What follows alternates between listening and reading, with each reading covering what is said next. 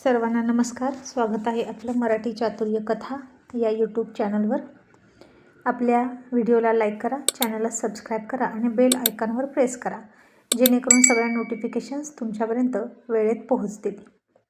चला तर सुरुवात करूया आजच्या एपिसोडला. चांद मातला भाग 172. चंद्रा आता शशीवर खूप चिडली होती आणि ती त्याच्याशी बोलतच नव्हती. आणि तिनं त्याला आतमध्ये कोंडला आणि बाहेर येऊन बसली. रवी शेठ म्हणाले, चंद्रा बेटा, मला वाटतं तू त्याच्याशी बोलावं आणि त्याला माफ करून टाक. आणि मा म्हणाल्या, शेठजी, असं कसं माफ करायचं? त्याचं खूप चुकलं. तिचं कौतुक करायचं सोडलं आणि तिला त्रास कसला देतोय तो अशा गोष्टी बोलून. म्हणे बाळ नको. अहो, हे ऐकून मला सुद्धा राग आला त्याचा. मग चंद्रा का नाही चिडणार? तिचं चिडणं स्वाभाविक आहे. आणि आता आतमधून शशी म्हणाला, आता चंद्रा खूप चिडली असणार. काय करू? ती मला बाहेर काढेल की नाही काय माहीत. आणि मग तो तिला म्हणाला, चंद्रा, तुला माझी शपथ आहे, उघड ना दरवाजा.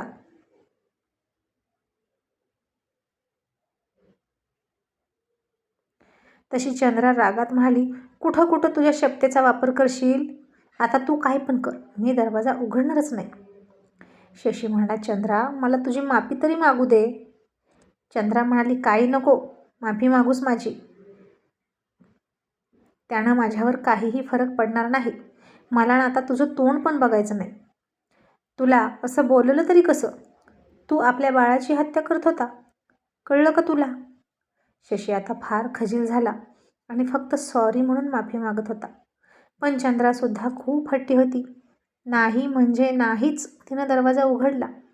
शशी आता तिला गोड बोलत म्हणाला, चंद्रा, अगं मी बाबा आहे ना आपल्या बाळाचा, मग उघड ना दरवाजा. तुला आपल्या बाळाची शपथ. तशी चंद्रा आणखीन चिडली आणि म्हणाली, जे बाळ अजून जन्माला पण आलं नाही आणि तू त्याची शपथ घेतोस का?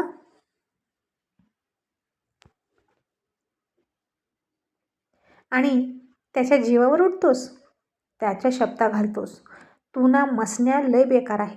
आता तू तिकडं काही पण कर, ये बाहेर, पण मी बोलणार नाही.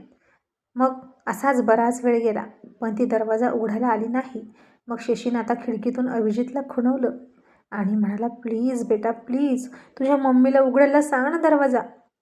आणि अभिजित म्हणाला, डॅडी, मग तुम्ही मला प्रॉमिस करा की यानंतर तुम्ही मम्मीला त्रास देणार नाही.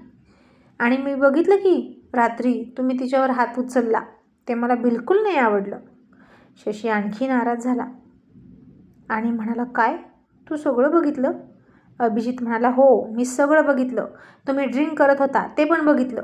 आणि मला तुमचं मिसबिहेवियर मम्मीसोबतचं अजिबात नाही आवडलं. तुम्ही माझे गुड डॅडी आहात ना? आणि हे ऐकून शशीनं खिडकीतूनच अभिजितची कान पकडून माफी मागितली.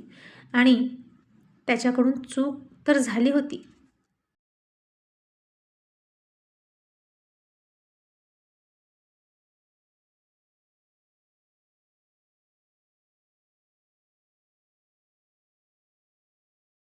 आणि शशी म्हणाला, बेटा, एक प्रॉमिस, यानंतर मी कधीच मम्मीला त्रास नाही देणार, तुझी शपथ. आणि अभिजित म्हणाला, ओके, मी मम्मीला बोलतो.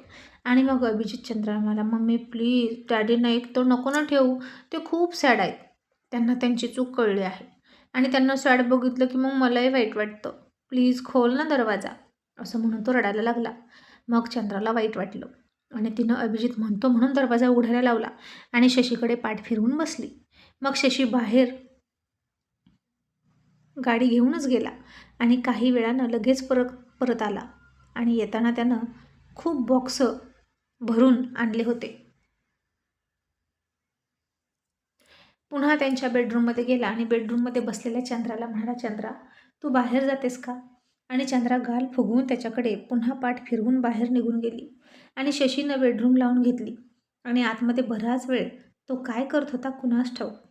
आणि चंद्राला अशी बाहेर बसलेली बघून रवी शेठ म्हणाले, चंद्रा, तू बाहेर का बसली बेटा? आराम करायचा ना.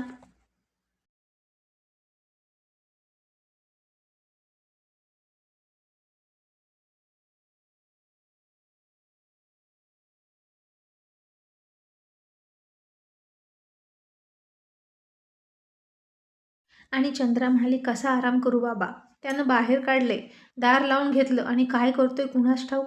आणि रविशेठ चकित होऊन म्हणाले, काय, त्यानं तुला बाहेर काढून दार लावून घेतलं?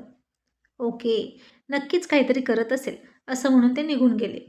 आणि चंद्रा तशीच शशीनं लावलेल्या बेडरूमकडे रागात बघत म्हणाली, आता तसाच बस म्हणावं, अजिबात बोलणार नाही तुझ्याशी, पिताडा कुठला, बेड्या फोक्या, असं म्हणून चंद्रानं त्याला 2-4 शिव्या घातल्या. मग काही वेळानं शशी बेडरूममधून बाहेर आला आणि चंद्राला म्हणाला, चंद्रा चल ना आतमध्ये.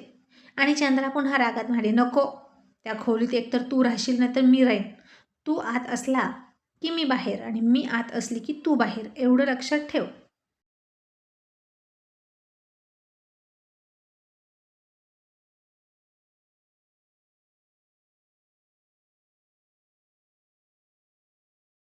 आणि शशीनं आता तिला हातच जोडले आणि म्हणाला, चंद्रा सॉरी ना, आय एम सॉरी, मी तुझी कान पकडून माफी मागतो. आणि अभिजित म्हणाला, डॅडी फक्त कान पकडून काही होणार नाही, मम्मी खूप चिडली आहे, तुम्ही ना उठा बशा काढा. तसा शशी आता चकित झाला आणि म्हणाला, काय, मी आणि उठा बशा? अभिजित बेटा, माझं वय तरी आहे का उठा बशा काढायचं? आणि चंद्रा आता म्हणाली, हो, आता तर तू उठा बशाच काढायच्या आणि जोपर्यंत मी थांब म्हणत नाही तोपर्यंत काढायच्या. आणि शशी म्हणाला, मग तू मला माफ करशील ना? आणि चंद्रा नखरे करत म्हणाली, बघू तेव्हाचं तेव्हा, आधी उठाबशा तरी काढ. मग आता शशीनं उठाबशा काढायला सुरुवात केल्या आणि चंद्रा स्वतः त्या उठाबशा मोजायला लागली, ते सुद्धा इंग्लिशमधून. 1 2 3 असं म्हणत होती. आणि हे ऐकून सुद्धा शशी चकित होत होता.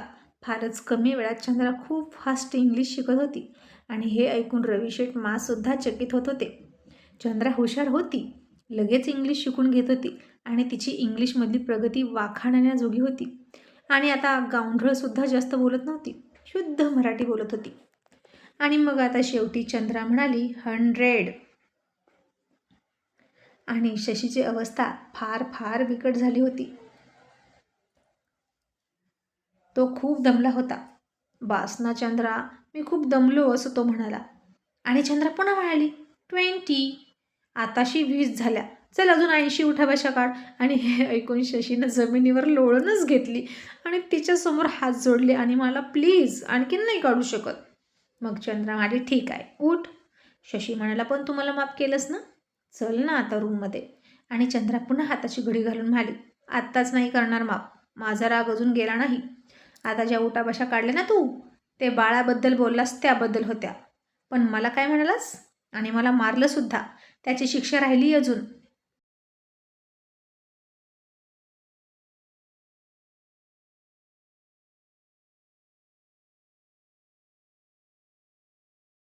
आणि हे ऐकलं आणि शशीनं डोक्यावर हात मारला आणि म्हणाला, आता बास झाले तुझे नखरे. आणि त्यानं सरळ तिला उचलून घेतले आणि बेडरूममध्ये घेऊन आला. चंद्रा ओरडत होती, सोड सोड म्हणून.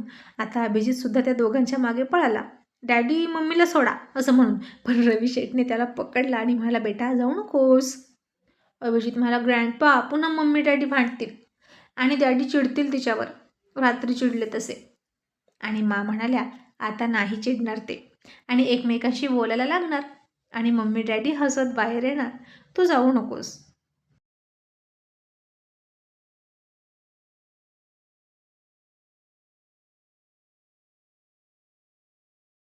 आता अभिजितनं ते ऐकलं आणि शांत बसला.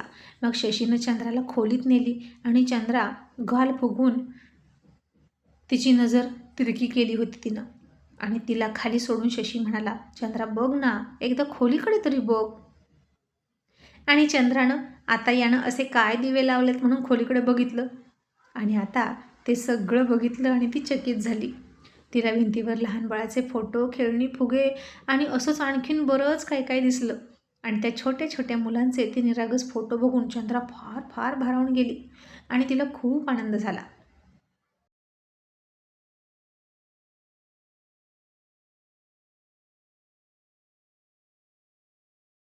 शशीनं आता फुलदाणीत ठेवलेलं लाल भडक गुलाबाचं फूल हातात घेतलं आणि तिच्या हातामध्ये देत गुडघ्यावर बसला आणि म्हणाला, रात्रीसाठी सॉरी. आणि आता इथून पुढे तुझे लाडच लाड होतील. तुला काय हवं ते सांग, हवं ते माग. तुला काय करू वाटतं ते सांग, मी तुझ्यासाठी सगळं करेन आणि आपलं येणारं बाळ आपल्या प्रेमाचं प्रतीक असेल चंद्रा. मी रात्री खूप मूर्खासारखा विचार केला, पण त्याच्यामागे माझा काय विचार होता हे तुलाही माहीत आहे. पण मला आता कळतंय की मी वेडा होतो. तुझ्यावर मी नाही संशय घेतला. तुझ्या अभिजितबद्दलच्या प्रेमावरही संशय नाही घेतला चंद्रा. पण मला माफ कर.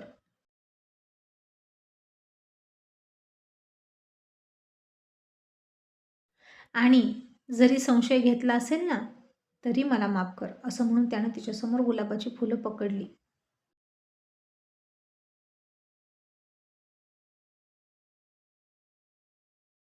आणि चंद्रानं आता त्याच्याकडे प्रेमानं बघितलं आणि त्याच्या हातातून ती गुलाबाची फुलं घेतली आणि तिच्या गोबऱ्या गोऱ्या गालाला लावली आणि सगळा राग विसरून गेली. आणि त्याला म्हणाली, मला ना चिंच पाहिजे, आणखीन काय करू वाटतं सांगू? शशी म्हणाला, सांग ना काय करू वाटतं?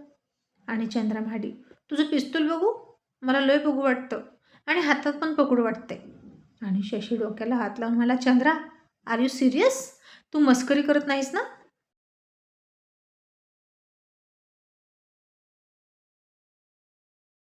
चंद्रा म्हणाली, नाही, आधी तर भीती वाटायची तुझ्या त्या खेळण्याची, पण आता त्याच्यासोबत खेळू वाटतं.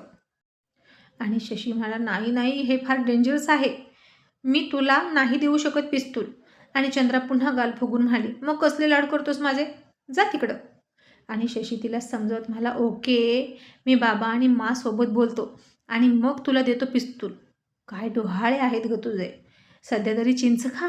असं म्हणून त्यानं तिच्यासाठी आणलेली चिंच तिला खायला दिली. आणि चिंच खाऊन चंद्रा हसून म्हणाली, ए, अरे ऐक की, आणखीन काहीतरी करू वाटतं.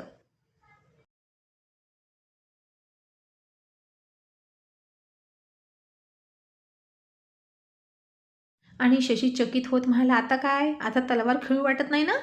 आणि चंद्रा हसली आणि म्हणाली, नाही नाही. आणि तिनं त्याच्या गालाकडे इशारा केला. तसं शशीनं पुन्हा चकित होऊन दोन्ही हात त्याच्या दोन्ही गालावर ठेवले आणि म्हणाला, चंद्रा, तुला माझ्या कानाखाली देऊ वाटते का? तशी चंद्रा खूप खूप हसली.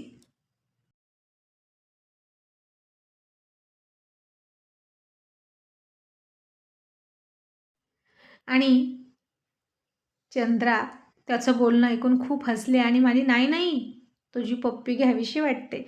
असं म्हणून तिनं तिचे ओठ त्याच्या गालावर टेकवले आणि त्याला म्हणाले, थँक्यू. आणि माझा राग गेला. आणि शशीनं तिला हात जोडले आणि मला, थँक गॉड तुझा राग गेला आणि मी सुटलो. चंद्रा, आणि आत्याला कधी गुड न्यूज सांगायची गही, तिला किती आनंद होईल. आणि चंद्रा म्हणाली, तू म्हणशील तेव्हा. आणि शशी म्हणाला, ओके, हॉस्पिटलमध्ये जाऊया, तुझं चेकअप झालं की सरळ तिकडं जाऊया. आता इकडे लक्ष्मीनारायण चाळीमध्ये दुपार झाली. कस्तुरी पुन्हा खोलीत आली तर सचिन, आणि तिनं खाली बघितलं तर सचिन अजूनही तिथेच बसला होता आणि दर 1-2 मिनिटाला त्याची नजर कस्तुरीच्या घराकडे वळायची. आता दोघांचीही नजरानजर झाली आणि कस्तुरीनं पुन्हा रागातच दरवाजा लावला. पण त्यावेळी तिच्या रागात तीव्रता नव्हती. जास्त दरवाजा न आपटता तिनं हळूच दरवाजा लावला आणि तिच्या डोळ्यात सुद्धा जास्त राग दिसत नव्हता. आणि हे बघून सचिन मनात म्हणाला, याचा अर्थ मेरी मंजिल दूर नाही.